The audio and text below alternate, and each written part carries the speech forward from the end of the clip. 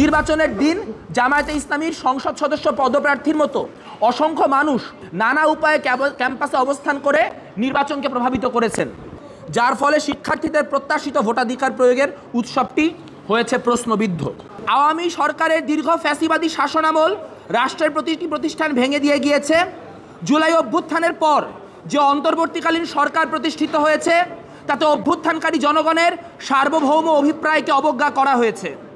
গণ অভ্যুত্থান ও জনগণের আন্দোলন সংগ্রামের সাথে সম্পর্কহীন সাম্রাজ্যবাদের মদতপুষ্ট এবং এনজিও সমর্থিত বিরাজনীতিকরণের সরকার আমরা পেয়েছি অর্থনৈতিক সংকট ও সামাজিক নৈরাজ্যের একটা শাসনামল, যেই প্রেক্ষাপটকে পুঁজি করে গণবিরোধী ও পেট্রোডলারের মদতপুষ্ট একটি ডানপন্থী ও বাংলাদেশের স্বাধীনতা বিরোধী গোষ্ঠী উত্থানের চেষ্টা চলছে।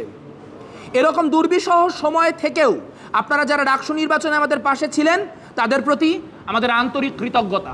বিগত জুলাই আগস্টের গণ অভ্যুত্থানের পর থেকে একটি বিশেষ মহল রাজনৈতিক ফায়দা হাসিলের উদ্দেশ্যে রাষ্ট্রীয় মদদে আমাদেরকে আপনাদের সামনে নানান নেতিবাচক উপায়ে উপস্থাপন করার অব্যাহত অপচেষ্টা চালিয়ে এসেছে। নির্বাচনের দিন জামায়াতে ইসলামীর সংসদ সদস্য পদপ্রার্থীর মতো অসংখ্য মানুষ অবৈধভাবে ভুয়া প্রেস পাস ব্যবহার সহ নানা উপায়ে ক্যাম্পাসে অবস্থান করে নির্বাচনকে প্রভাবিত করেছেন।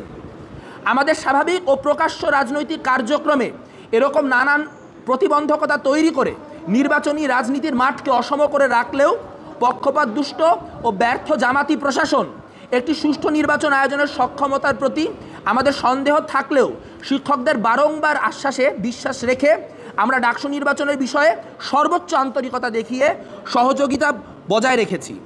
তফসিল ঘোষণার পরেও নানান অনিয়ম পরিলক্ষিত হওয়ায় আমরা যথানিয়মে তাদের নিকট সকল অভিযোগ জানিয়ে সমাধান চেয়েছি, কিন্তু একটিও অনিয়মের সমাধান না দিয়ে প্রশাসনে দায়িত্বপ্রাপ্ত শিক্ষকরা সেই প্রক্রিয়ার মর্যাদা রাখতে পরিপূর্ণরূপে ব্যর্থ হয়েছেন। সদ্য অনুষ্ঠিত ডাকসু ও হল সংসদ নির্বাচনে সংগঠিত নানা অনিয়ম ও অসঙ্গতি অত্যন্ত দৃশ্যমানভাবে আমাদের সকলের চোখে ধরা পড়েছে, যার ফলে শিক্ষার্থীদের প্রত্যাশিত ভোটাধিকার প্রয়োগের উৎসবটি হয়েছে প্রশ্নবিদ্ধ।